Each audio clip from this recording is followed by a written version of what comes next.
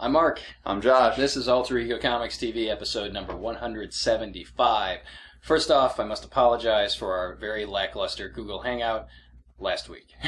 Due to technical difficulties and me not being smart enough to figure it out, it did not go off very well. So I apologize for that. Several of you were trying to view it. It did not work, so we may never do one again. So there you go. Or we may try it again for episode 200. But in the meantime, we're back to familiar territory. Talking about this week's best comics, and the best comic this week, in my opinion, was Little Nemo, Return to Slumberland, #1, published by IDW, written by Eric Shanower. I think that's how you say his name. That's the only way, really. Shanower, who has written the Oz books over at Marvel, as well as Age of Bronze, his creator-owned property at Image Comics, and penciled by the incredibly awesome Gabriel Rodriguez, who penciled Lock and Key. Now, this is 180 degrees away from Lock and Key. This is an all-ages kind of rejuvenation of a classic comic strip character that was created by, what's-his-face? Winsor McCay. Winsor McCay, back many, many years ago in the early 1900s, if I'm not mistaken. This has some connection to that, but it's also a new character named Nemo. Not the fish, it's a kid. So there's a kingdom called Slumberland, I think. I think that's what it's called. Candyland. The book's called Return to Slumberland, yes. So I hope it's called Slumberland. So in this kingdom, there's a princess, and she's always looking for new people to play with, new playmates. And all of the wise men of the kingdom, apparently, come up with prospective playmates for the princess, and the one that's decided upon is this kid named James Nemo something or other. And the princess says, that's it, his name is Nemo. So she's obviously, they're acknowledging that the previous material happened. But this is new territory. And I just got to tell you, this is such a breath of fresh air. This is not my normal cup of tea. You know, most of us that read comics, we read a lot of action, superhero, murder, you know, death and destruction, bad stuff happening. And every once in a while, there's a comic that comes along that is a palate cleanser. And this is one of those. And it's one that I can give any of my children to read. It's one I could read with my children, but it's one that I enjoyed as an adult as well. Very fairy tale-ish. The artwork by Gabriel Rodriguez is amazing, and that's at least 50% of why I like this book. But the storytelling is great, too. I want to see what happens next. And just, I guess, the tradition, the carrying out of the tradition and the heritage of this character that's been around for over 100 years. And we've seen the reproductions of the originals thanks to one of our customers, Monty. We'll name check you to see if you watch this episode. But he brought in these. They're almost like oversized artist editions. If you've ever seen an artist edition, they're huge, ginormous, and it's the way that they were originally published. Is that right? Yeah. Just incredibly detailed artwork, and in the oversized format, it's amazing. So, all in all, I think that this is one that's going to get passed on by a lot of people because of the cover, because it sounds like a kid's book, and it is kind of a kid's book, but it absolutely deserves your attention this week. At Alter Ego, we've actually made it returnable, so you can try it risk-free. If you don't like it, bring it back within 7 days, and we'll give you store credit for it. But I highly recommend it, and I know that you enjoyed it too. I did, yeah. And I you were trying to say, and I know what you meant, but that it's not a kid, that it's a kid's book. But that's not a pejorative. I mean, there's nothing wrong with kids' books. There have been some really great kids' books. You know, the Carl Banks DuckTales, Scrooge, Uncle Scrooge books are kids' books, but they're still brilliant. Well, it's like kids' movies, too. I mean, Toy Story 3, or the Toy Story movies are for kids, but we all love them as adults. So this is one of those things that falls into that same realm, I think, and absolutely needs to be checked out. Definitely. Let's see, my first pick this week is The Delinquents, #1 from Valiant Comics. Co-written by James Asmus and Fred Van Lente, with art by Kano. And does Kano have a first name? Was that the Green Hornet side? I think that was. No, it's Kato. Anyway, this is a crossover mini-series between Quantum and Woody and Archer and Armstrong. So, I always thought it was funny, Valiant does these big, huge crossovers, you know, their Armor Wars and Unity, and they have everybody in the universe except these guys because their books are more humor-based. You know, nobody wants to see Quantum and Woody punching people. They want to see them bantering or getting in trouble and screwing up and hanging out with a goat. And The Delinquents gives you everything you want in a Quantum and Woody or in a Archer and Armstrong book. Just Lots and lots of fun. Great humor. Cool adventure story. It actually had a lot more plot than I expected. You know, they set up history. It's great because Armstrong has been alive for centuries or millennia, actually. You see some flashbacks in the past that set up the current quest. And it's got a lot of cool... It's basically the quest is to find the hobo treasure. They have a hobo treasure map that's been ripped in half, and they only have each group has half of it. And it's very cool. I'm kind of a sucker for that riding the rails era, you know, like the hobo signs they scratch on doors so you know they have an attractive daughter or a nice woman who'll give you food, or there's a hobo graveyard in the background, so avoid this house. You know a lot more about hobos than I do. It's a very romantic period in history. It's not nostalgic, but I remember being a hobo. It was fun being homeless in the olden days. It's less fun now, I would assume. But no, just lots of fun. And what I liked about this is they gave you everything you need to know about every character in the book without bogging you down in backstory. You know, you see that Armstrong's been alive in the past. They don't go into explaining why, but all you need to know is he's lived a long time and has fun. You know, they get quick snippets of dialogue, give you everything you need to just enjoy the humor and the wacky adventures that they get into. So if you checked them out and liked them, either Quantum Woody or Archer, and fell away, this is a great chance to jump back in. If you've never read either, this is an even better chance for you to be exposed to some of the funniest books being put out today. Speaking of funny books, not really. DC Comics this week launched Multiversity, or The Multiversity, #1. That sounds like a school. It's like the University of Phoenix. At Multiversity, you can. Written by Grant Morrison, and that's all you need to know, folks. Although it is penciled by Ivan Reis. So, great artwork. Multiversity has been teased for many, many months, possibly years. Yeah, years and years, because they were first talking about it after 52 was the first time I heard the words Grant Morrison's Multiversity. Yeah, it's been a long time. And who is this book for? It's for people that enjoyed Crisis on Infinite Earths. It's for Grant Morrison fans.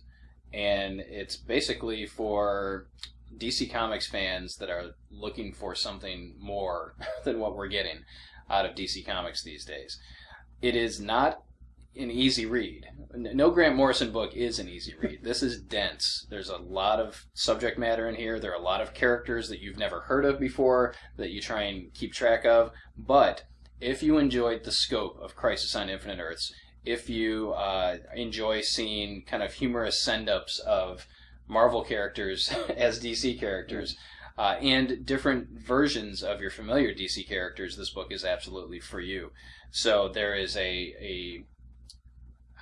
it's not a universe threat, it's a multi-universe threat. Yeah, it's reality, existence itself across all dimensions. And one of the monitors... The last monitor, and of course the monitors played a big role in Crisis on Infinite Earths, stands up to this threat and sends someone from another Earth to go and recruit people from all the other Earths, all of the parallelers, to do battle with the big bad. And we get people like Superman from Earth, whatever, who's also the president and looks like Barack Obama.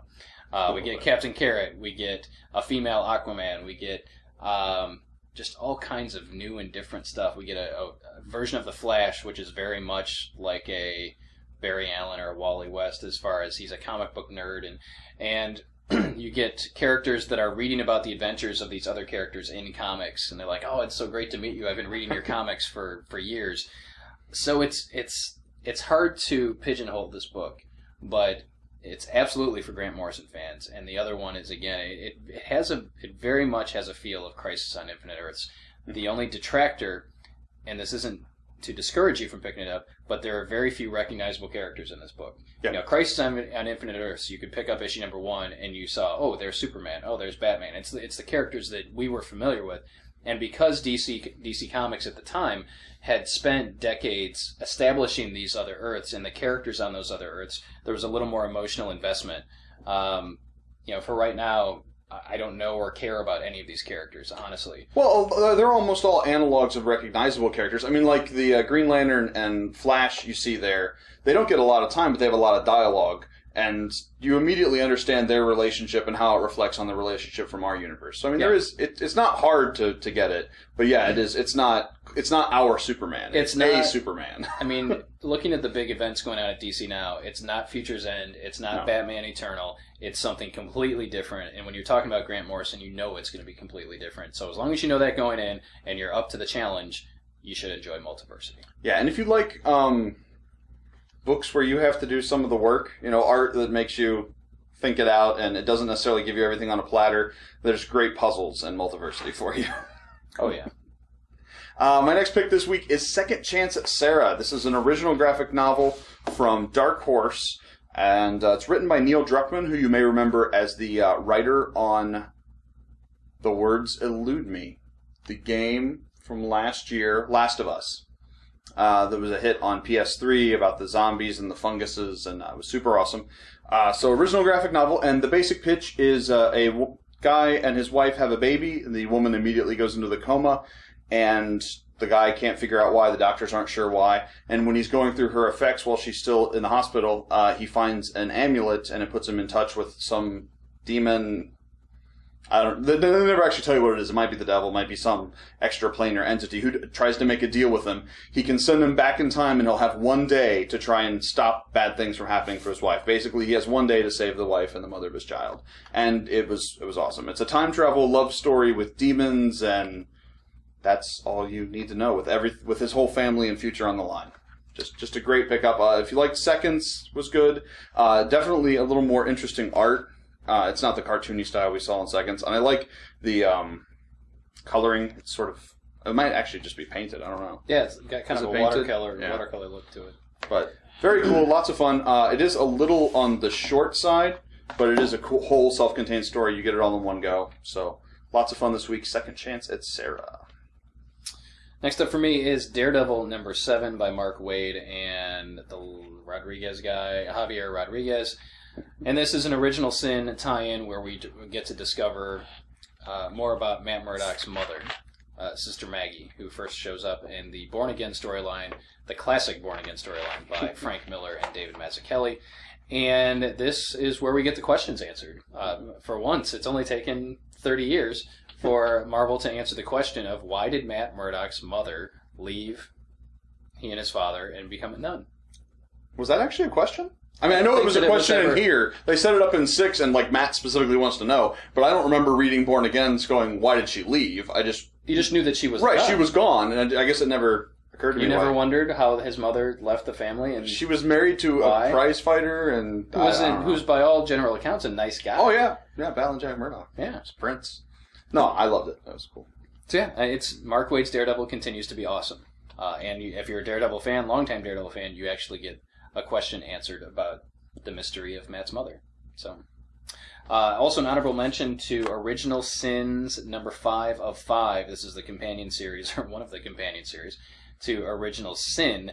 And the reason I'm mentioning this, and you've probably seen it on the internet by now, but we have the death of a long-standing Marvel character who's actually appeared in the Marvel movies.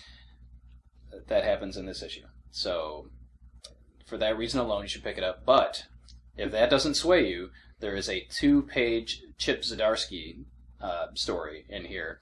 Chip Zdarsky, of course, is the penciler on Sex Criminals, and he just has a great 2-page story in here with talking heads of a lot of the different Marvel characters and what their dirty little secrets are. Yeah, it's 2 pages, but it's probably 40 jokes. Yeah, it's a lot of just quick one-offs of different characters. Very fun.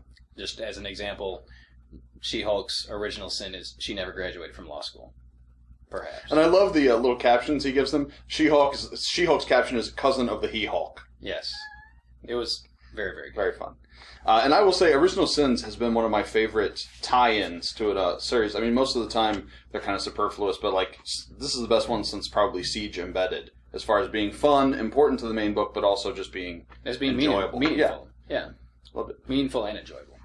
And my pick of the week this week is The Fade Out, written by Ed Brubaker, art by Sean Phillips, the team from a laundry list of books, including Criminal and that one that just ended, Fatale. Fatale. I couldn't remember that yesterday either. And this is a story, sort of a noir tale set in the golden days of Hollywood in the late 40s after the war. and it's a murder mystery, I guess. I don't. It's always hard to tell with Brubaker's books exactly what the overarching is, but the first issue we're definitely set up with a murder mystery. We're following a Hollywood screenwriter, and he interacts with other stars, and they're all, I believe, fictional. I didn't see anyone I actually knew except references to Bob Hope, who's been alive forever, so he was there. But I think Ed Brubaker's getting better. Like, I liked Criminal. I really liked Fatale because I don't know if it was the combination of the mythic elements or the fact that it was this, they all had this weird obsession with the woman, but Fatale really spoke to me. And this was just great. You know, setting it in classic Hollywood, dealing with screenwriters and artists and studios, you know, these are things that they've made dozens of movies and hundreds of books about. So we all kind of feel like we understand the structure of working in Golden Hollywood under the studio system. So it's very easy to just drop in little bits that we can all put together without having to have it on the page. So he gets a lot done in one issue. He introduces us to a number of characters. We have a murder, and like every Ed Brubaker book, we get a cool essay on the back about a lost Hollywood icon. Well, not icon. She died before she became famous. What was her name? Edie something? Peg something or other. Peg Entwistle. Yes. Which was really good, too. I enjoyed that. And so, yeah, if you like noir stuff, if you like any of Brubaker's previous work, that's awesome. If you like the golden age of Hollywood, if you like 40s and 50s movies, if you liked L.A. Noir, the video game, if you liked L.A. Confidential, if you liked L.A. Confidential, if you like the movie L.A. Confidential, this is for you. Yeah, this is just so good. It was. That was a runner-up, if not a tie, for me for best book of the week. And with Brubaker and Phillips at the helm, how could it not be? Also, like Little Nemo, it is returnable at Alter Ego Comics this week. Pick it up, try it out. If you don't love it, bring it back within 7 days, and we'll give you store credit. But I really enjoyed the back matter in this one. First off, there are basically 2 pages of content by Brubaker, and in that he professes his love for print, which wins him points in my book. And talks basically about thanking comic readers and people that like comics for helping to keep print alive, because comics is one of those mediums, you know, one of the elements of print that is actually doing better than things like newspapers and magazines.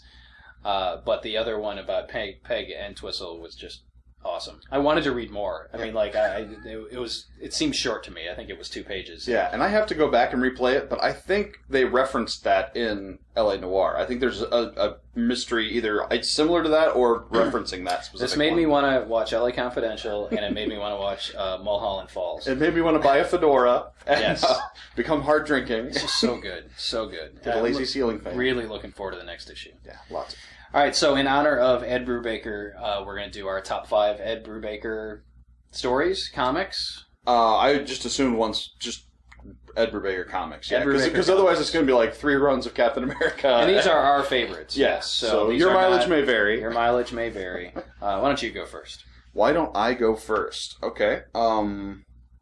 We have a list of all of them here. You don't want to leave anything out. I will go with Gotham Central first. This is the first Ed Brubaker book I read that I really, really connected with. It's the story of what it is to be a cop in the shadow of the bat.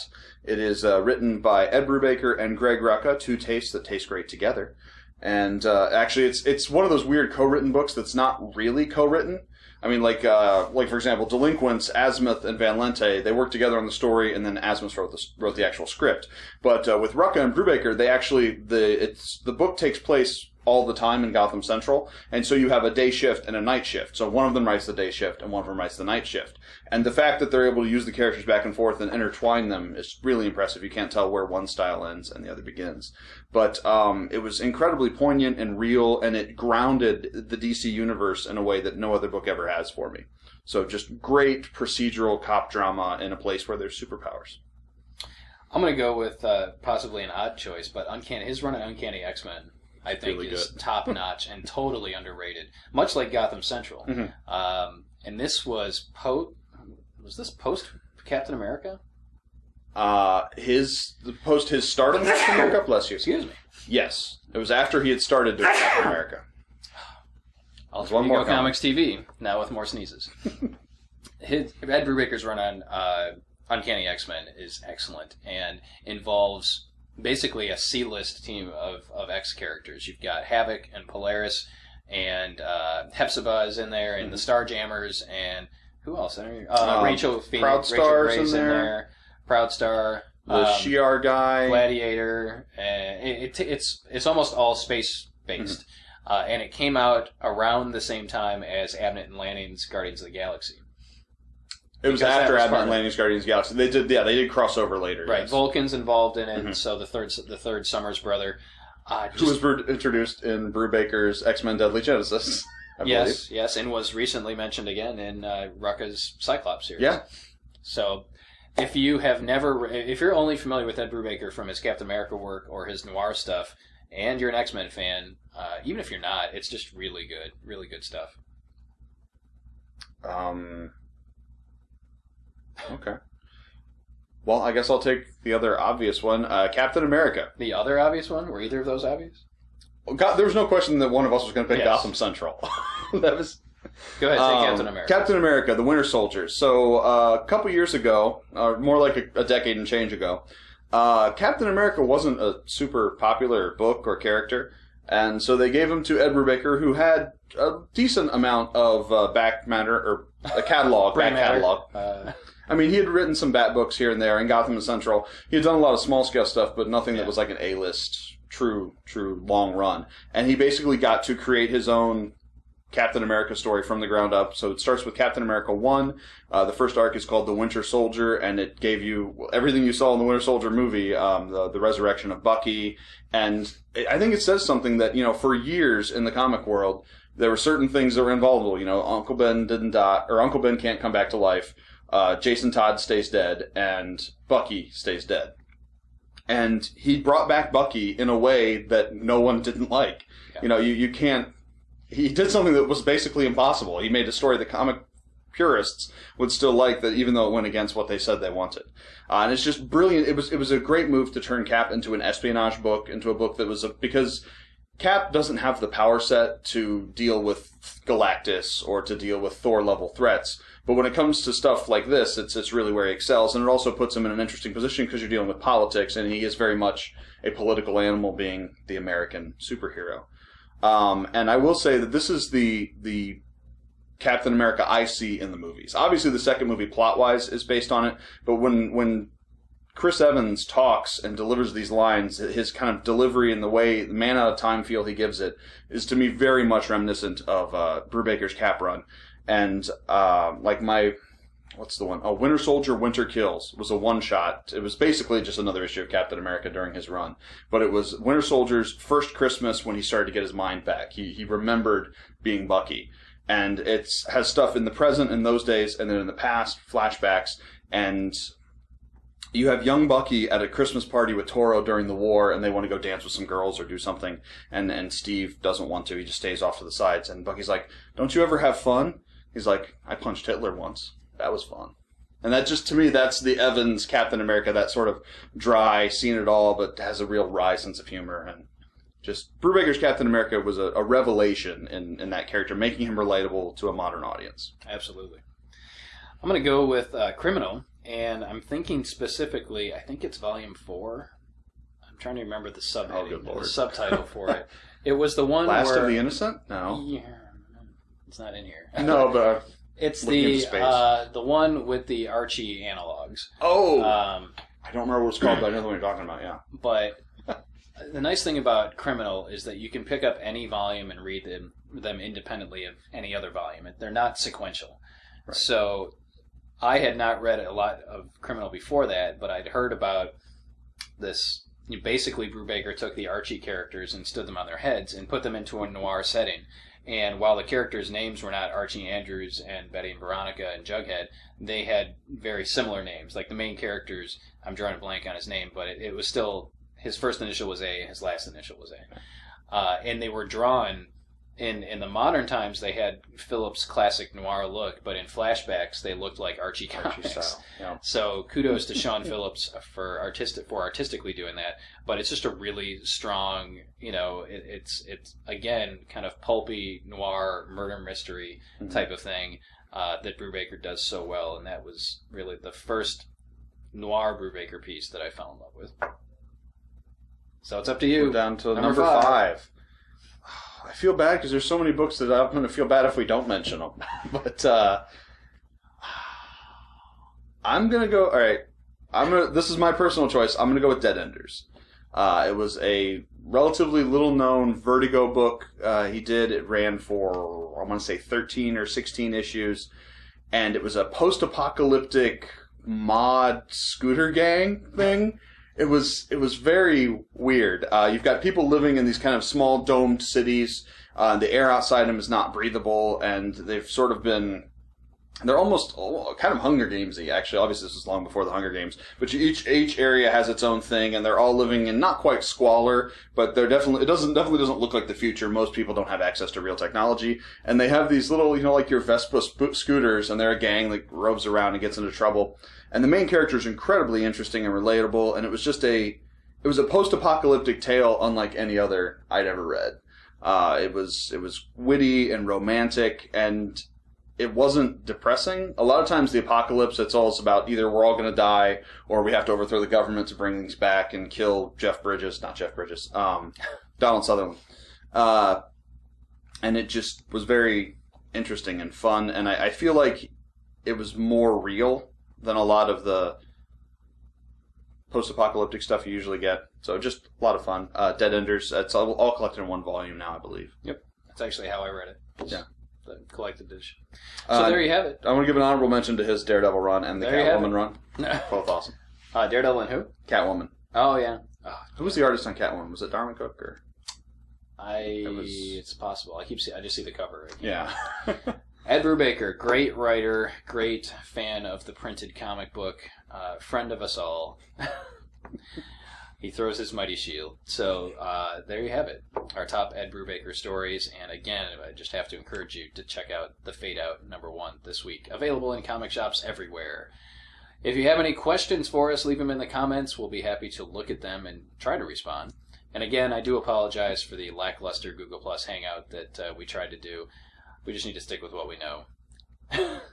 See you next time.